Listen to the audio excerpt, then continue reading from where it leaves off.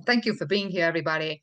And Dr. Norm is a member of our NSA chapter. He has been talking about the importance of hearing for quite some time. And today he's here to fill us in.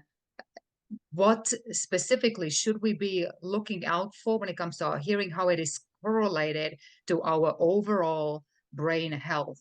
And Norm, let's please everybody welcome Norm to the stage. Thank you, everybody. Look forward to sharing this information, and thanks to NSA New Mexico chapter for inviting me, and Janelle for inviting me to this event. I'm going to allow questions to be put in the chat, and I'm hoping that you'll take copious notes so you can ask me lots of questions at the end. A little bit of an agenda. I'm going to be covering what is dementia. Sometimes it's called Alzheimer's, sometimes it's called cognitive decline, but what it is and what we need to know about it. What is hearing loss? A little bit about some of the definitions and issues surrounding hearing loss.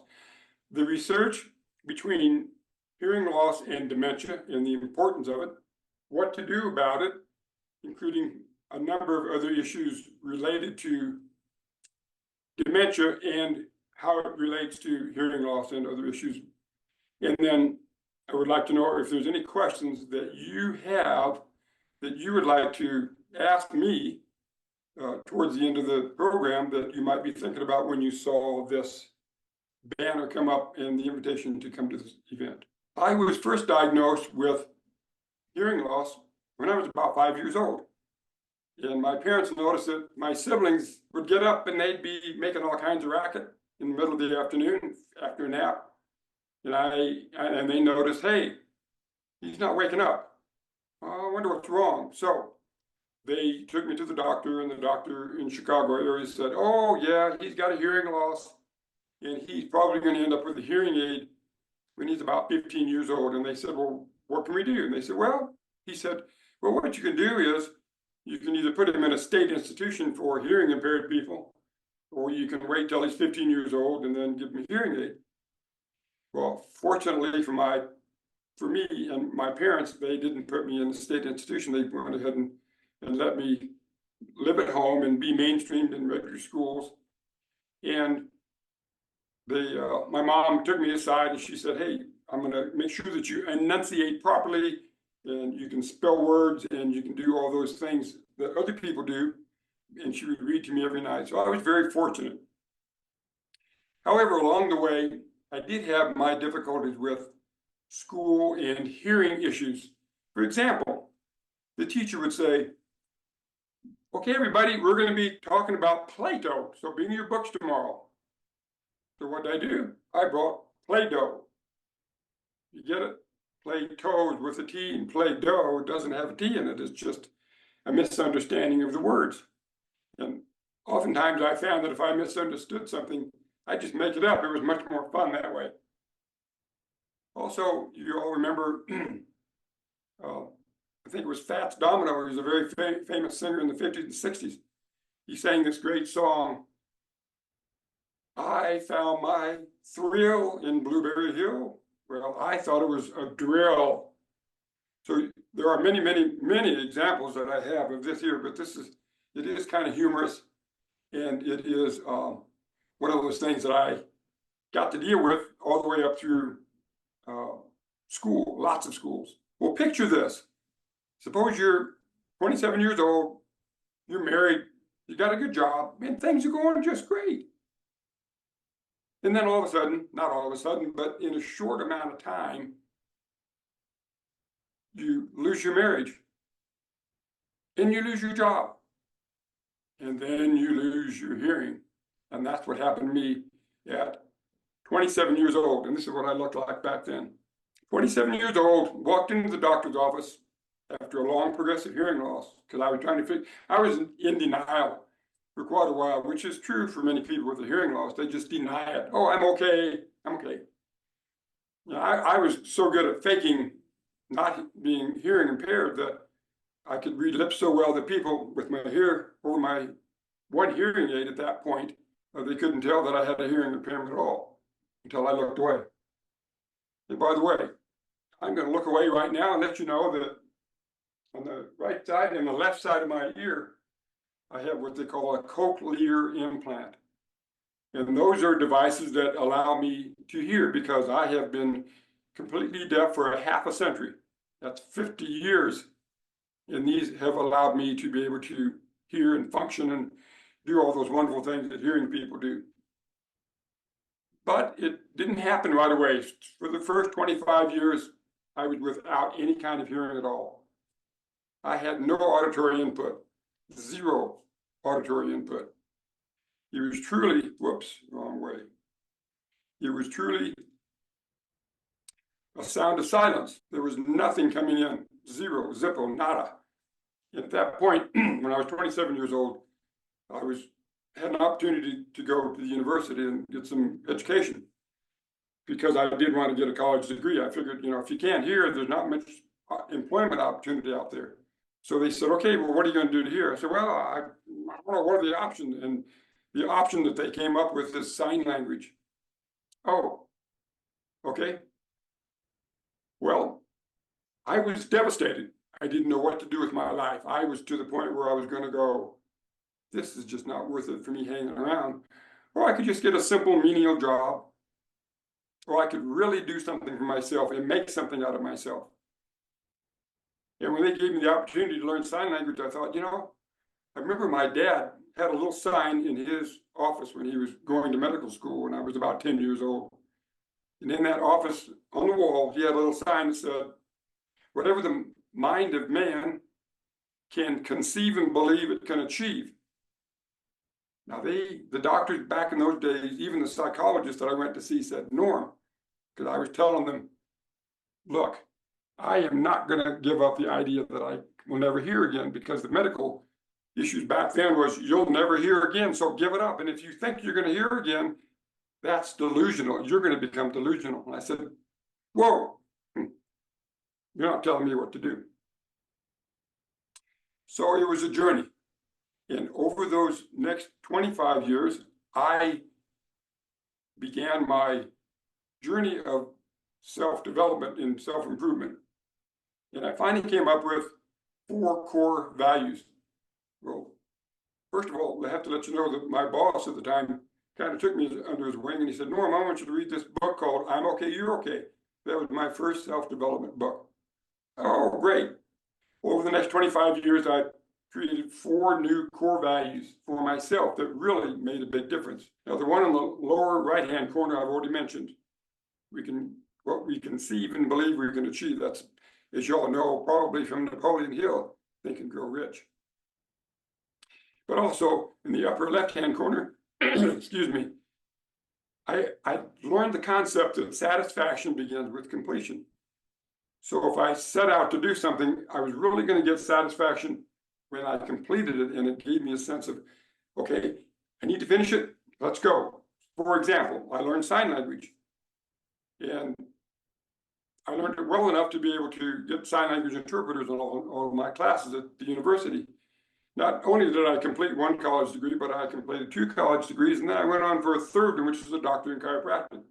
Now, can you imagine doing that with sign language interpretation in every single class?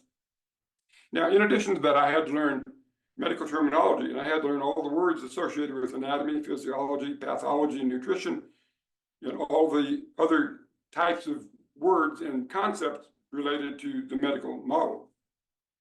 And I knew that I would get satisfaction once I completed it. And then I also learned that we are always a choice. I got the idea that I have total choice of the way I'm going to think and what I'm going to do. Even if it's a choice where I don't want to make a choice, it's still a choice. So I always had that power behind me that I can choose what I want, when, how, and if, and whatever. And I can make the circumstances work for me if I figured out a way to work through it, around it, over it, or under it. And lastly, not lastly, but one important value was commitment.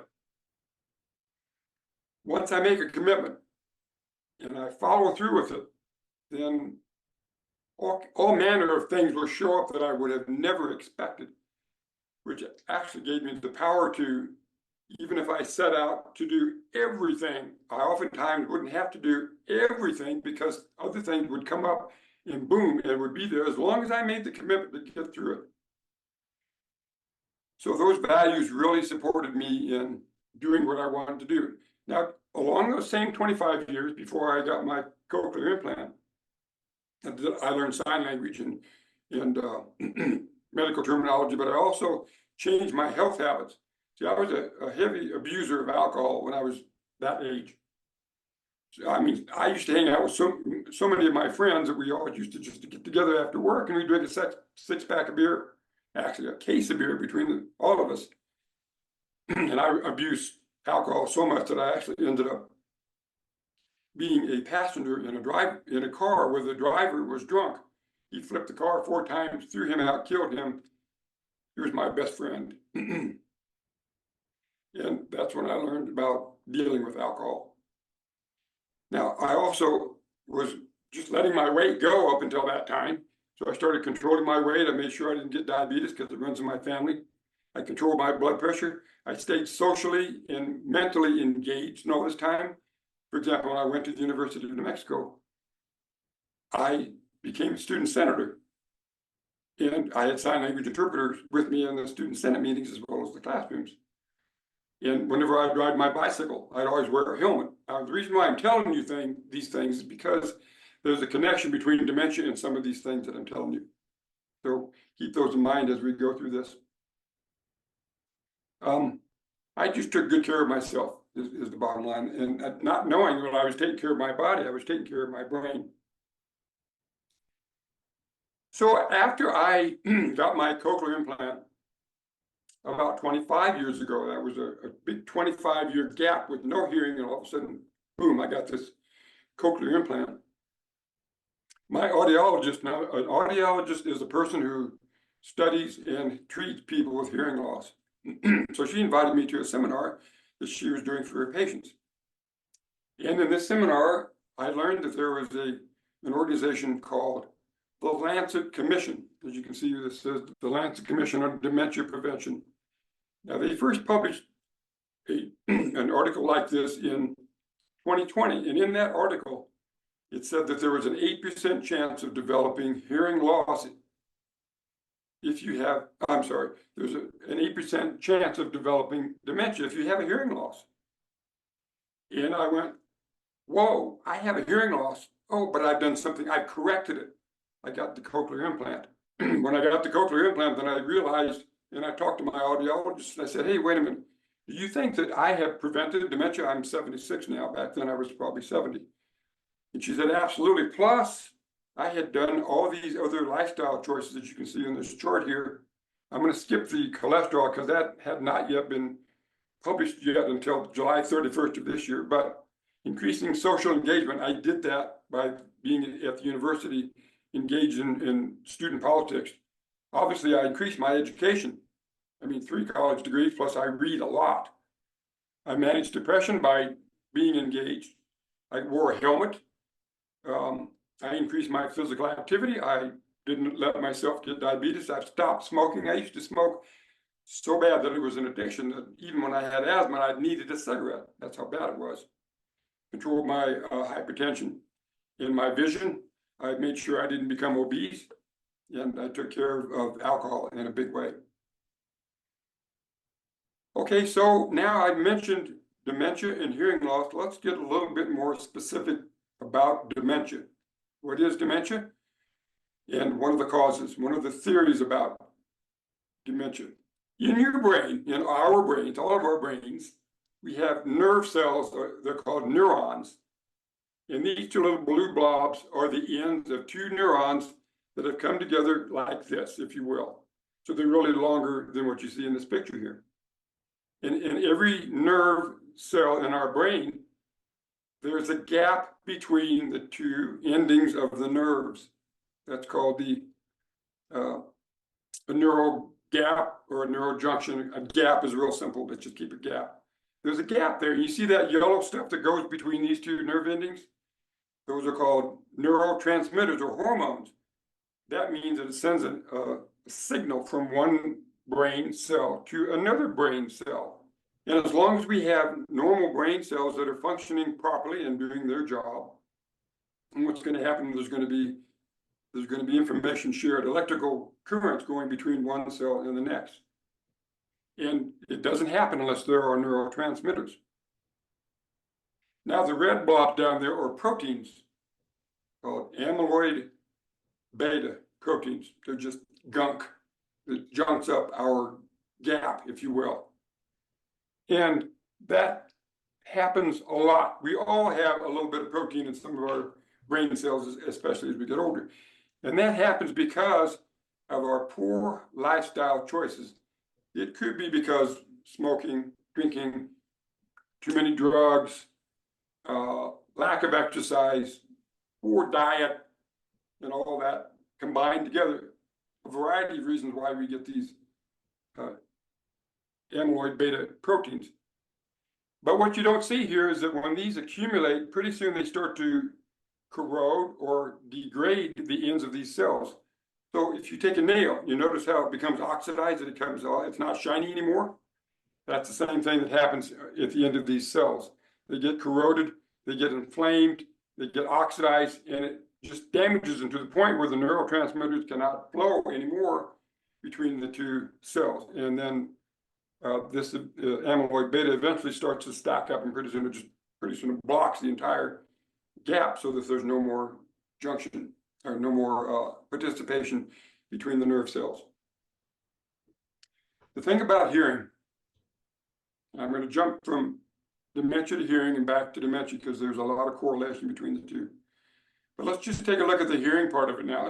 Before I go there, I want to let you know that dementia is supposed to triple in the next 30 years. And you may be thinking, well, it's not going to happen to me. Well, if you're lucky enough to live to be age 85 years old, and let's suppose you're in a conference room and you're surrounded by a bunch of people that are attending some sort of conference. And you look to the person on the right and you look to the person on the left. Between the three of you, one of you will have dementia if you're lucky enough to live to be 85 years old. And you may go, well, God, I'm not one of those three. Well, you're wrong, because one of you three will also be a caregiver for somebody with dementia. It is at an epidemic proportion now. Right now, there's 6.7 million people in this country that have dementia, and there's no cure for it. And there are some drugs that give a little bit of relief, maybe slowing it down a little bit. But right now, there's no drug that really works. And if there are any drugs that even slow it down a little bit, they're prohibitively expensive, like $27,000 a year, things like that.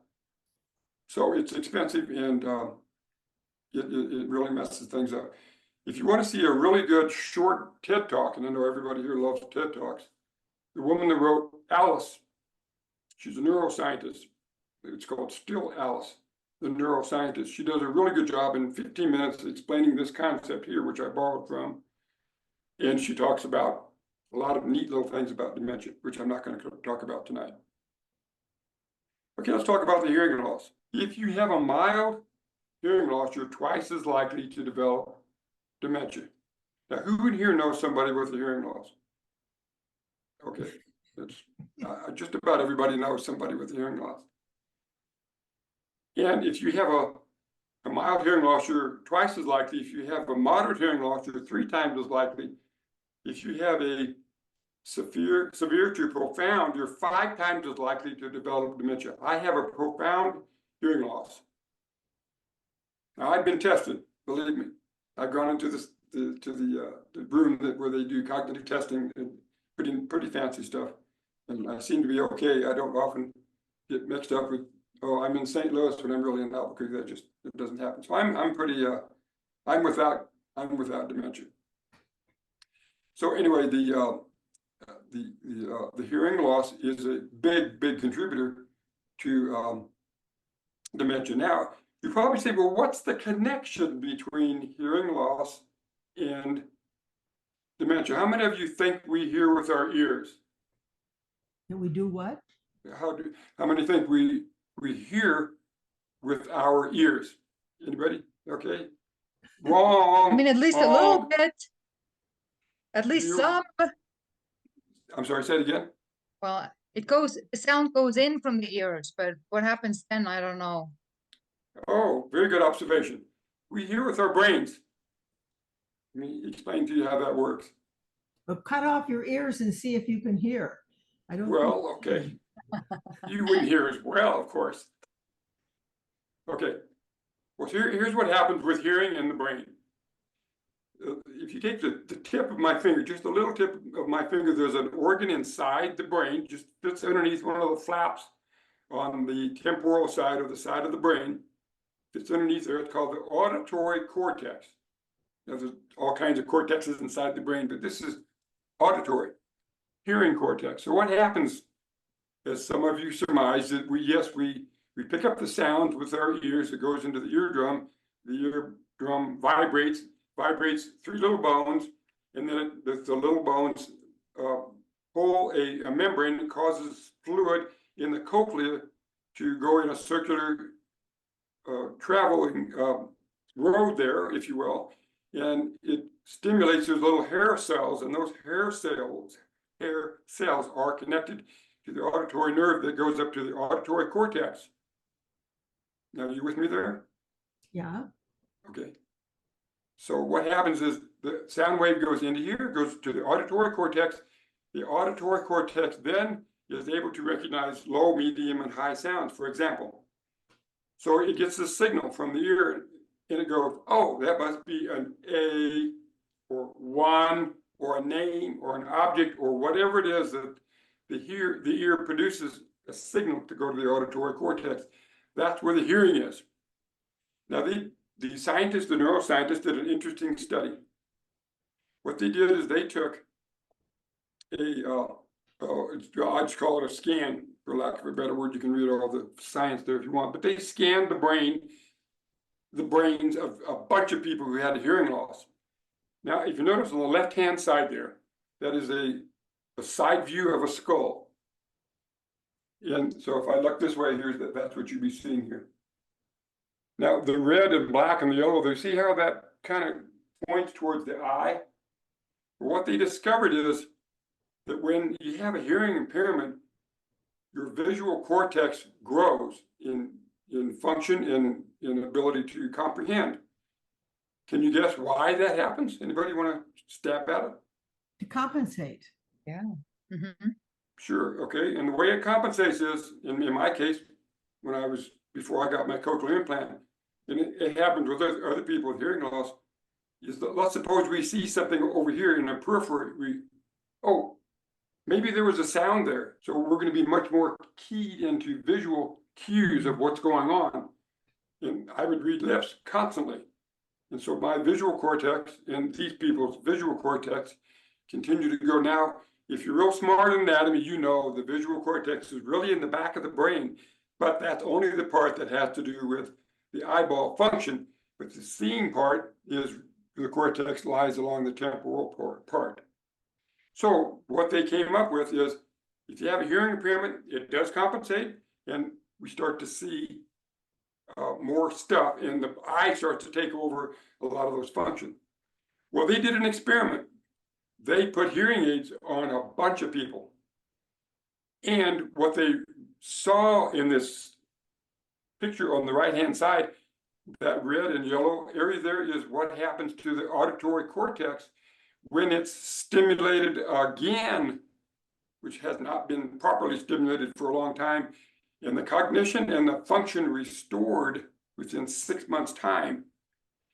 Now, that means you have to have a really good, high-quality, science-backed hearing aid. You can't just go to the store and stick something in your ear and turn the volume up.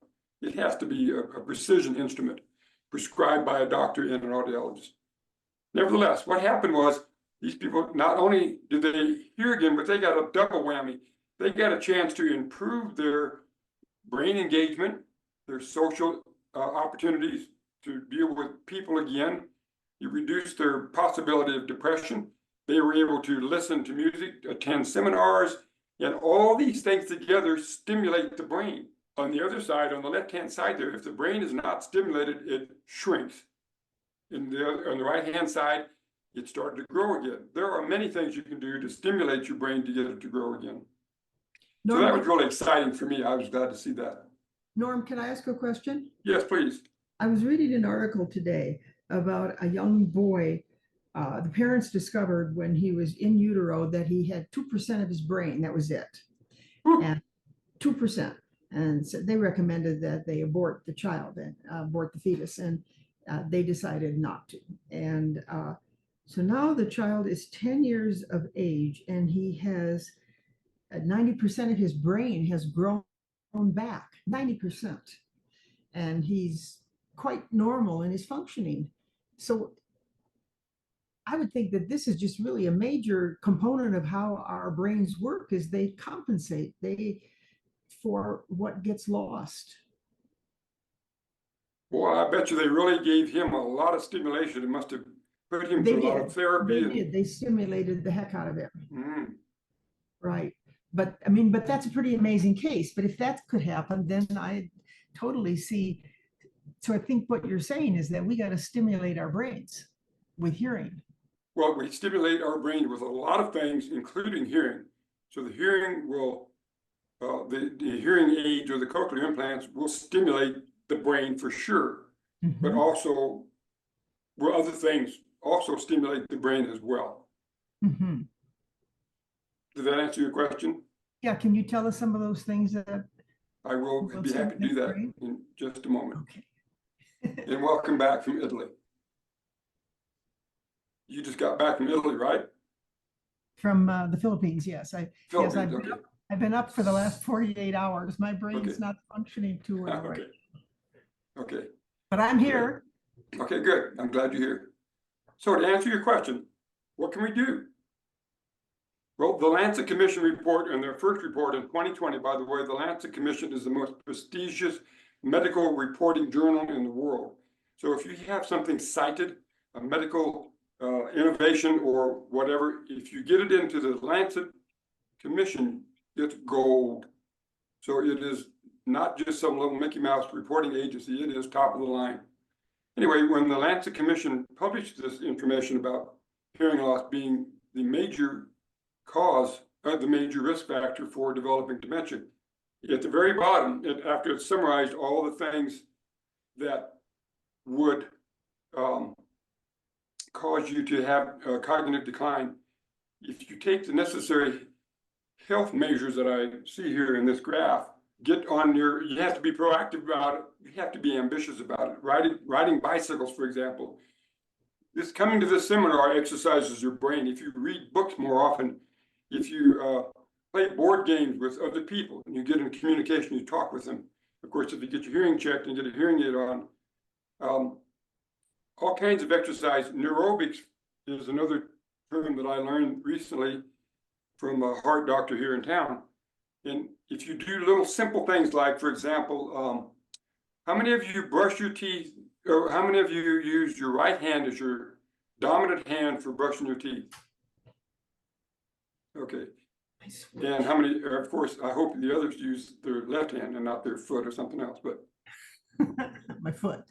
So as an example of a neurobic exercise, do things different that you normally do with your body. So for example, start brushing your teeth with your non-dominant hand. That will increase the capacity of your brain. It increases more neurons in there. And it just gives your brain an opportunity to grow. So just regular exercise will also cause your brain to grow. So you got to keep your body really healthy. And the Lancet Commission says you've got to be ambitious about it if you want to reduce the risk of developing dementia. I just saw Michael's glasses, which reminded me that on the 2024 Lancet Commission report that came out July 31st of this year, it said you've got to get your eyes checked on a regular basis. If you have poor vision, you need to correct the vision with cataracts or glasses or whatever. So be sure you do that as well, because it stimulates the brain. Okay, a big issue that's not really talked a lot about in the Lancet Commission, but I picked up on it. It's called inflammation. It's just a combination of inflammation and aging together. Those two together, if you allow inflammation to take over your body and to really cause things to be inflamed or oxidized, then that will contribute to a variety of conditions that will accelerate and exacerbate developing dementia. And let me ask you a question. Remember I said earlier, it takes 15 to 20 years before you're diagnosed, before the symptoms show up enough to be diagnosed. If you have the choice, would you rather have and be diagnosed with emphysema right now, or would you rather be diagnosed with dementia? So who would like to be diagnosed with emphysema? Who would like to be diagnosed with dementia? The reason diagnosed with either. Neither. well, okay, but if you had to be given a choice, this is a rhetorical question. But what I'm trying to get at with emphysema, there's all kinds of drugs, exercises. You can stop smoking. You can prolong the quality of your life and continue to think and be engaged and do all those things. But when you get dementia, you'll reach a certain point where you have no control. You have no choice. You cannot make those decisions about the rest of your life. You'll end up dying too short, living too long. So I'm suggesting that you be ambitious, be proactive, and do those things that are necessary. The other thing you can do, and I'm going to kind of hammer on this just a little bit because most people don't really appreciate this, is you've got to have a good diet. The Mediterranean diet is a good classification of foods with good fruits and vegetables and nuts and legumes and the right kinds of meats. You want to avoid ultra-processed foods. You can actually become addicted to ultra-processed foods. Those are the ones that have too much carbohydrate, salt, and fat in them. Yes, you can have a little bit of wine, according to the research that I've read. Actually, a little bit of alcohol, a little bit. But there are still some studies say no, but that's what I'm trying to get at here. Now, we can buy all these wonderful foods and eat these vegetables and fruits and do all that stuff, but we're not going to get all the nutrients that we need in food alone because the way they're processed and stored and shipped and sprayed with pesticides and chemicals and all those kinds of things. So you need to have supplement your diet with a high quality science-backed optimal amount of nutritional products. Now, I recognize that it is overwhelming for most people to go, well, where do I go and what do I get? You can be really overwhelmed. And a lot of people just say, forget it, don't do it. But you need to do the research, you need to do the education and get yourself around the idea that you can find the right stuff to help you reduce the inflammation and also to nutrient your brains properly. You can do the things that are necessary to give yourself a wonderful, active, long life so you can live long and not die too short. And you can see some of those examples down there. Of course, this is an image that I've made up here, but I wanted Norm, to I've heard that certain kinds of exercises like filling crossword puzzles and that sort of thing, you know, those that's can stave off dementia. And then I've read other articles that say it doesn't do a darn thing. What's your opinion? Okay, that's a great question. You want to know if little puzzles like crossword puzzles and Sudoku and those things are really beneficial. They're beneficial. The exercises, brain exercises are the ones that cause you to think. You have to extract things out of memory. So crossword puzzles may be good, but better ones are ones where you have to deal with people. You can see in this example, in this image here, there's a board game down there. By being involved with other people in board games, those are good exercises to do. So those are that's one of the ones that I can think of right offhand. But I have seen the crossword puzzle because you can do them over and over. You know, they're just kind of like a rote thing. Yes. And it doesn't really tax the brain that much. Right. Okay, so now the things that task the brain, that makes the brain really work. yes, exactly. Now, no, Norm, I'm sorry to interrupt you, but I have my mother worked with dementia-related patients and at-home care for over a decade, and she said that you know, the studies show that your social network has a significant impact on your brain health. What is your take on it? Yes, absolutely. I think on my chart that I showed you earlier, Yeah. it actually had that the increased social engagement if you don't have good social engagement, you have a 5% risk of developing dementia. So the engagement is very, very important, like the board games or like, for example, when we get together at Janelle's house, those are social engagements. Those things can make a difference if you do those things on a regular basis. Church, chamber of commerce, sales meetings, you know, all that kind of stuff. Those social engagements make a huge difference. And then when you put all these together and start doing the other things together, then that's when it really makes the big impact. Can I ask another question? Please. Yeah. I went to a Golden Gate Breakfast Club meeting a couple months ago, and there was a woman who was talking about dementia. And what she said was that there are 9 kinds of dementia. That's what she said. I mean, she's a researcher in this field. I trust her. 9, about 4 or 5 of them are really the ones that get us. But dementia is the broad category. It includes Alzheimer's. It includes, there's the top 5 of dementia, but they are all dementia. And I'm wondering if we separate them out like that, if we make it more difficult for us to really attack them or do something about them. Great question. You know, you're asking if there's obviously, are there more than one type of dementia? Yes, there are. Alzheimer's is, for lack of a better word, is the most popular, because that is the one that most people talk about, hear about, and that's the one that affects most people. There's a vascular dementia, which is specifically, it somehow messes up the arteries and the vessels in the brain, inflaming them big time, so that they just really cause the brain to degrade completely. And then there's the Lewy body, which is little bodies that are inserted in the brain somewhere. And I don't remember the names of the other ones because I mostly stick with it's generally cognitive decline. Parkinson's. Parkinson's is not really a dementia. It is okay. We're starting to get over my head on some of this stuff because I don't really study those issues very much, but I know that Parkinson's is a big one. It's the brain is messed up and causing us to do different things for sure, but I don't know if it's part of that dementia category. I could be wrong, but I don't think it is. So I just watched a documentary on Robin Williams, and you know, he died by suicide, and he was first diagnosed with Parkinson's. I don't know how severe it was, but then they mentioned that it was the Lewy bodies, and I didn't know. I've heard of that, but I couldn't remember. I had a little dementia going on there. Couldn't remember what it meant, what that is. That's why he took his life. Yes, yeah, I knew that he had taken his life because of a brain disorder. And if your documentary shows Parkinson's attached to the Lewy bodies is a form of dementia. So you know more about that right now than I do, but I am going to get more information about that. But great question. Great.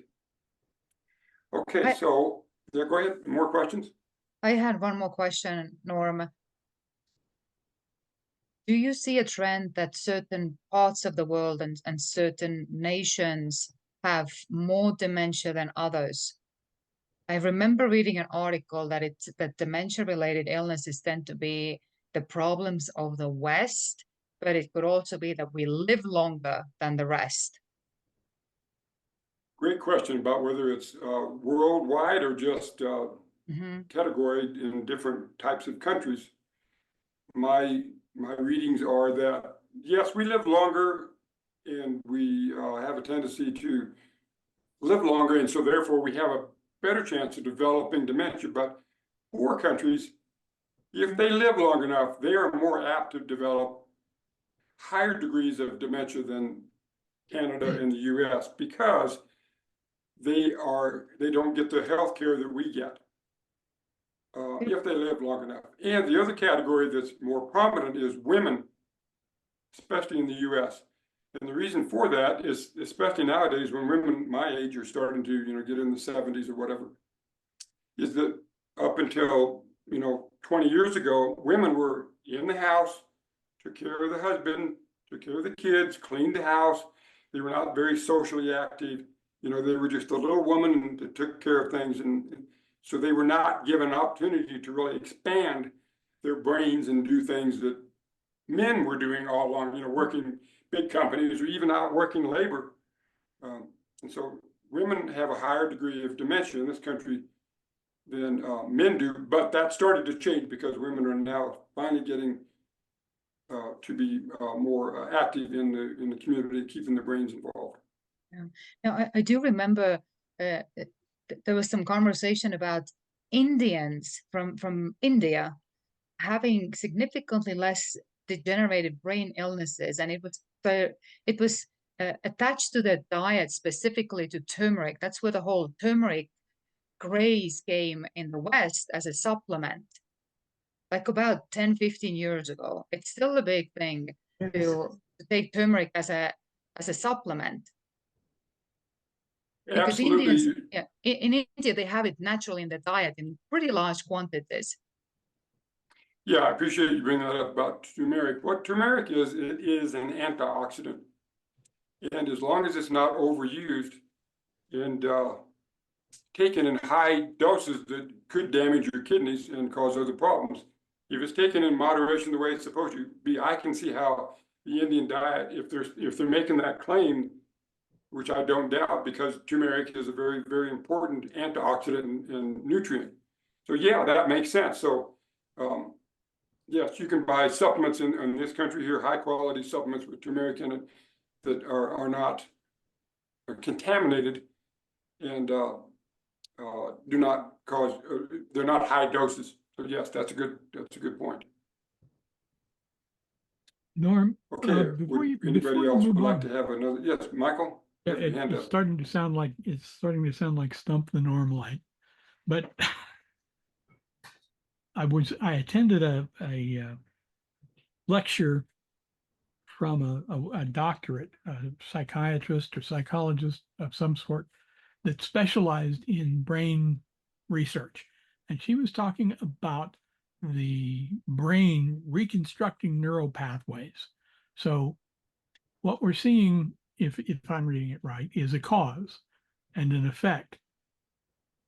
But according to that information, the brain is then capable of finding a way around that. My wife has MS, for instance. She's got brain lesions, and sometimes she has cognitive difficulties, and other times she's just fine. Her doctor here recently, however, told her, because she just turned 80, that the advance of the MS has probably stopped. She will have recurrence of the MS that has already been damaged or has already damaged the brain. But I'm concerned about the reconstruction, and I think she said, what is it? The kidney is the one that has the ability to, or not the kidney, the liver has the ability to build new cells. And there was a comparison between that and the brain's reestablishing cells. Can you comment on that? Yeah, so you want me to comment on the growth of the brain and related to like the kidney or the liver, actually, the liver that regenerates itself. Yes. Is anybody familiar with a collateral artery? If not, I'll explain it. So for example, if you have, let's suppose you go in and you have to have a triple bypass. It's going to mess up those arteries that are supplying blood to the heart are so damaged that the doctor has to actually strip out a vein out of the leg and reattach it to the heart so that the aorta can supply proper blood. So what that is a collateral artery. The same thing happens in the brain. And you'll get a really good overview of this if you watch that video. It's still Alice, I forgot the name of the author.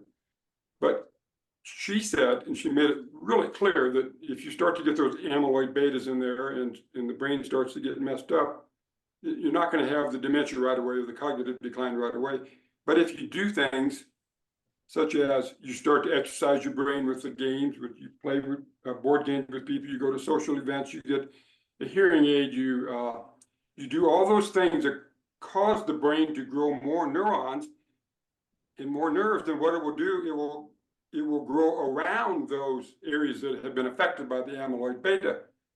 And they're already degenerating, but you can grow new nerve cells. It used to be when I was in chiropractic school, that was in 1988, my anatomy professor said, brain cells do not regrow. You are not going to get any more new brain cells. Well, that has been disproven big time. And I think with your case with your wife with the MS, yes, she probably has, based on what you told me, she's probably regrown some new brain cells in there. And the relapses could be because sometimes the damaged ones don't get a chance to do what they do what they do, then the new ones can't supplant it. You know, there's that whole physiology there, which I'm not even going to get into. I'm starting to get myself into deep water here. But yeah, you're right. You can grow new brain cells, and that's why you need to do the exercising, thinking, aerobics, be engaged, read more, attend events, and all that kind of good stuff. This is a great set of questions here. Anything else before I have my final thoughts? Can I just say this? I may have told some of you this, that there's a study that was done with nuns in Minnesota who had lived over 100 years of age. So you know that study, and they did all those things, you know, the social, the diet, the no stress, the and they and so I forget the point that I was going to make because I am suffering from Lewy bodies right now. No, so they had no indication of having Alzheimer's, but their brains still had Alzheimer's in it. I mean, you know, it had those the plaque that was there. Yeah, the plaque, they had donated their brains to the science after the death, and that's how they figured out that they should have exhibited significant symptoms of advanced Alzheimer's, but they had none of them. Yeah, I always thought that was one of the most remarkable studies around. Absolutely, I'm very familiar with that study, and you're right. They did the dissection on the brains and found all the plaquing and all the amyloid beta in there. But what they did is they did all those things that I mentioned in those 14 ways, modify the risk. They kept their brains super engaged. They did things, exercised it. They did the whole schmeal of modifying the risks. Yes, it can be done. So the question would be is, do you want to live to be 104 with no Alzheimer's or live to be a nun and not show any of the signs? Oh boy. I plan to live to be over 100 years old, upright and fully cognizant. Now, if I go to 140 or 104, well, I'll see what happens then. But right now, my goal is 100 plus. I don't want to be a nun. I don't want to be a nun either. I don't think so. Take me. I just remember those nuns in Catholic school had the best memories. Oh. They were amazing. Okay. Come to think of it, yeah, one of my algebra teachers, she was terrible teacher, but she had a good memory. And it wasn't because I was in a Catholic school. So the question would be is, did the good memory lead them into being a nun? What was the cause and what was the effect? You need to do some more research, Norm, for us. Yeah, right. Okay, I can take one more question, one or two, and then I'm going to wrap it up with my ending. Okay. This is fascinating, incidentally. Thank you. I enjoy sharing it. I've had people come to me afterwards, several weeks later, a month later, said, thank you so much for telling me about this. I went out and got hearing aids. For people who have denied getting hearing aids, I've told them, well, Michael's got them too, okay? I told him, you need a hearing aid. Oh, yeah. Look, if you don't get a hearing aid, you have a risk of developing dementia. Do you know that? Yeah. And they went and got the hearing aids. So yes, I have made an impact on a lot of people's lives. So I know. I enjoy it. Okay, I'm going to close it out with, you can see that I have made good progress. I've been married to my wife for 44 years. We've got 4 kids. And I have managed to overcome some huge hurdles in my life with, being deaf and dealing with all the issues around that. But I say to you, you can be ambitious. don't depend on the medical model. The medical model in this country doesn't work. It's broken. The doctors don't have time to do the things that are necessary to keep us healthy. They can only take care of us when we get sick. They're a sick model instead of a healthy model. You have to realize that even no matter what happens in this country, no matter which political party comes around, we cannot depend on a medical model to fix us. We have to take responsibility for it. It's all about taking responsibility and doing the things that are necessary, getting your ears checked, your hearing checked, even if you're not hearing impaired, at least you get a baseline, and do all those other activities that I mentioned. If you want to take a QR code here, I'll be happy to set up an individualized plan with you to start on how you can begin the process of minimizing or reducing the risk of dementia. So contact me and I'll be happy to work with you. And with that, I'm going to stop sharing and I'm going to let whoever runs the meeting do what they do. First off, thank you, Norm. This is profound. This is profound information that people really need to start paying more attention to. Health in general, but especially brain health, because it affects your entire well-being and not just yours, but everybody who's around you. So thank you, Norm, for sharing your wisdom with us today. Our next meeting is going to be in October. It will be on October 19th. And as of now, we are planning on having it as a hybrid meeting. So mark your calendars. It's the Saturday. It's our typical, usual monthly chapter meeting. And our guest speaker will be our past president, Jerome Wade. He's a name many people don't have to even hear much about. He's in the field of leadership, and he's a pretty well-known, very high-earning speaker out there. So he will be doing a workshop for us, half a day, just Jerome, to how to build a successful speaking business. So spread the word, invite people who you think might be a good fit for this.